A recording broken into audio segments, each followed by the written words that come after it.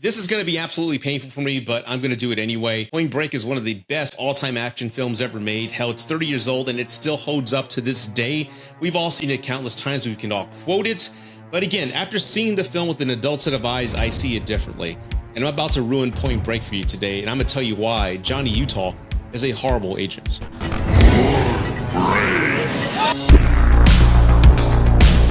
You know what, I have to admit, I'm still trying to come up with a clever title for this series, revisiting these films with an adult set of eyes, but I want to give a shout out to Manny Fubani, who said hindsight reviews, boom, am I good or what? That is a very good title, and I may go with that. The hindsight series, I don't know.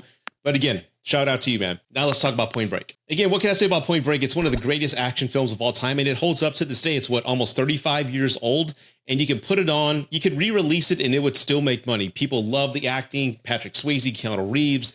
It's action paced, the editing's fantastic. That whole run sequence is phenomenal. It holds up to this day. It's better than some sequences today. We can all quote it, and it has some of the greatest stunts ever, not to mention Patrick Swayze jumping out of a plane, but you have Keanu Reeves putting his face next to a lawnmower about 1 inch away. Come on, they don't do that anymore. And I just want to preface this real quick before I get started. I love this movie still, despite seeing it in a different set of eyes.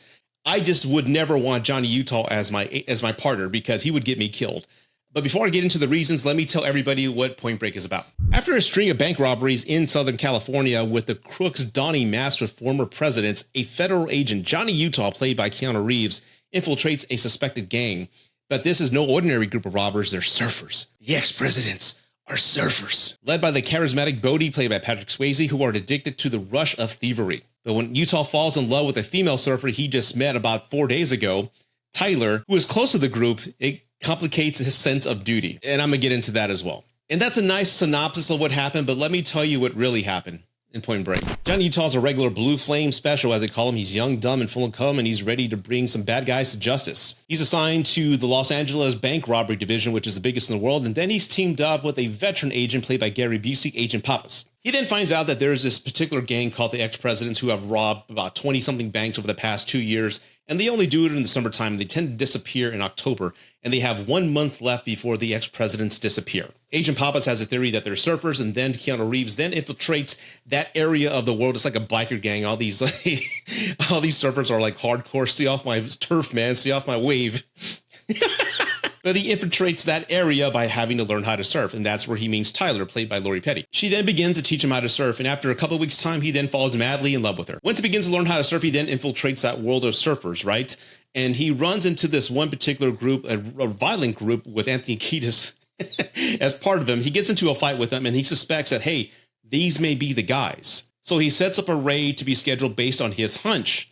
But before the raid happens, he goes out the night before and gets drunk and stays out late, and he's late for his own raid, potentially putting his fellow agents in jeopardy or in risk. But after the raid is complete, he finds out that the DEA has already been working with this group for 2 months, and they had an agent played by Tom Sizemore working in them under deep cover, similar to what Keanu's doing. And after working with these guys for 3 months, for 3 months, 3 months, he blows the investigation because he didn't do his due diligence in finding out if any other agencies were working on this group. That's mistake 2. So after that fiasco, he and his partner go and stake out this one bank as they suspect the ex-presidents may rob it. They in fact do. And then there's this one of the most epic chases we've ever seen on film. So after that epic chase, he falls down this one ravine and he hurts his knee, but he's got the gun pointed to the bad guy. He's got the bad guy captured. But guess what he does? He fucking lets him go. An FBI agent assigned to capture bank robbers let the bad guy go, and then proceeds to unload 12 rounds from his Beretta in the air, straight up in the air, in a civilian area.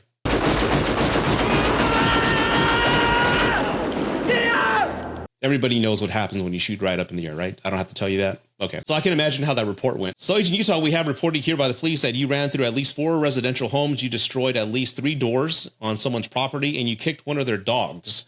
You had the assailant captured dead to rights on your gun. Then can you explain what happened? I missed. Oh, you what? I missed. According to our records here, before the movie started, there's a montage sequence where you had a 100% rating at the firing range. So how did you miss 12 rounds? Can you explain that? I didn't shoot at him, sir. What the hell were you shooting at, sir? I shot in the air. You shot 12 rounds from your Beretta in the air in a civilian area. Is that what you're telling me? Turn in your badge and your gun right now. You're fucking fired. Get the fuck out of here, stupid idiot. Told you he was young and dumb and full of cum. Fucking idiot. Call LAPD and let me know if there's any kids that were killed playing outside or any residents that were killed within that zip code of the robbery, because we may have the person who killed them. He's going to fucking jail. But no, that's not what happened. But what happens next is that the ex-presidents now know that Agent Utah is a federal agent and they're in big trouble. So what do? They got a plan for him. They're going to take him skydiving. And that whole sequence is pretty epic. I'm not going to lie. It's pretty badass. And total credit to fucking Patrick Swayze, the man. The guy actually jumped out of a plane. So bravo to him. Now, while all this is going on, Bodhi had Rosie kidnap Tyler to create an insurance policy. He then shows Agent Utah a video of Tyler captured, and if he doesn't get to her in 6 hours, he's going to gut her like a pig. Now, as I mentioned earlier, because he's known this woman for 2 weeks, he's completely in love with her, and he's going to do whatever he can to get this woman. And what does that mean? He's going to assist these bank robbers in a bank robbery, where a security guard and an off-duty police officer get killed. Now, this is the part of the movie I don't understand. He's technically under arrest. His federal agents are booking him and reading him his rights. Even his commander is telling him, yeah, he's going to jail. But Gary Busey says, no, don't let him go in the black and whites. Let me take him, which I don't get. And he doesn't agree to it. Then Gary Busey punches his superior, and he's still allowed to take Keanu to jail. That whole sequence doesn't make sense to me. But anyway, he uncuffs Keanu because he knows where they're going. Okay, so they head to the airport where the ex-presidents are loading up a plane because they need to get out of the country, right? But Keanu confronts Bodhi and says, hey, look, man, tell me where Tyler is and I'll walk away because I'm madly in love with her. I've only known her 2 weeks. Meanwhile, his partner's got his gun on him, ready for anything to happen. But behind his partner, there's one of the ex-presidents who shoots Gary Busey. Gary Busey's injured. Now, as a federal agent, and if you're my partner, his first priority should be, fuck this girl. I need to make sure my partner's safe. That's my partner. So instead of making sure the bad guy behind him was disarmed or dead or apprehended, he gets between his partner and Bodhi and says, don't shoot him. I need to know where Tyler is. And as you can see the look on Gary Busey's face, like, what are you doing? Kick it out the fuck away. I'm bleeding out. We need to get these guys. He then gets killed because of Keanu. Oh, God. So his partner's dead. And Bodhi says, hey, it's just you and me, man. Let's go. We got to finish the ride. They fly to Mexico.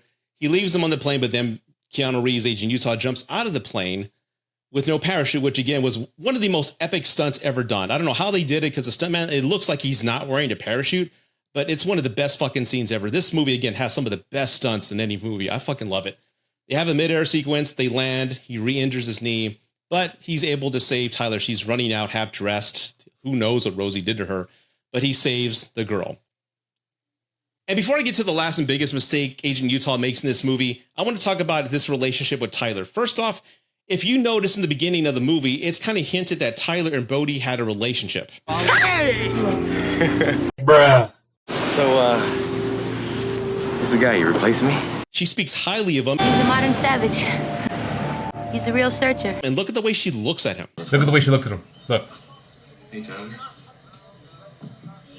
She wants him still. So she's technically not even emotionally available for Keanu. She's still in love with Bodhi. I mean, why else would she say this? I taught him that trick. So he's emotionally vested in a woman who's really not into him, and the only reason she's into him is because she sees Bodhi in him. You got the kamikaze look, Johnny. I've seen it. So I guarantee you a month or so after this whole ordeal happened, she dumped him because she wasn't really into him. He was technically a rebound to her. And now on to the biggest mistake. I don't know how he still has a job as a federal agent, but he was able to work in compliance with Australia and convince them that, hey, I'm going to apprehend this guy, even though my track record doesn't speak well of it. I mean, our track record, this is the Australian the police. Well, our track record says that you let him go. You let the son of a bitch go. That's my Australian accent. So you can apprehend him this time, right? Just, yeah. I'm like, okay. So he's working in partnership with the Australian police. He then goes to the beach. They're looking at the 50-year storm.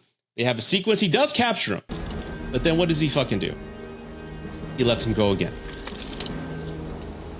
So there you go, ladies and gentlemen. Those are my reasons on why Johnny Utah is a fucking horrible FBI agent. And I honestly hope you enjoyed this video. And if you can't tell, I'm enjoying doing these because it's not just a review. It's something that's original, and it's also just something that I've had on my mind for years. And here I am finally vocalizing that to everybody, and I hope you enjoy it. I'm not taking anything away from Point Break. It's still, I regard it as one of the greatest action films ever made. It has honestly, it has some of the greatest stunt sequences and surf sequences ever. I mean, I'm glad Keanu's still along the lines of doing stunts with the John Wick movies, but again, that movie holds up to this day. It's, again, one of the greatest ever, and I love it. But again, you see it as an adult and you see it differently now. And that's why I wanted to mention in this video. So again, if you like this video, put some comments down below. If you have any other movie suggestions you want me to revisit, like Through the Eyes of an Adult, let me know. If you have any other creative titles on what to name this movie series, let me know as well. I would appreciate it. Anyway, my name is Rudy, everybody. Thanks for watching Gen X Reviews. I'll see you next time. Peace. Yeah.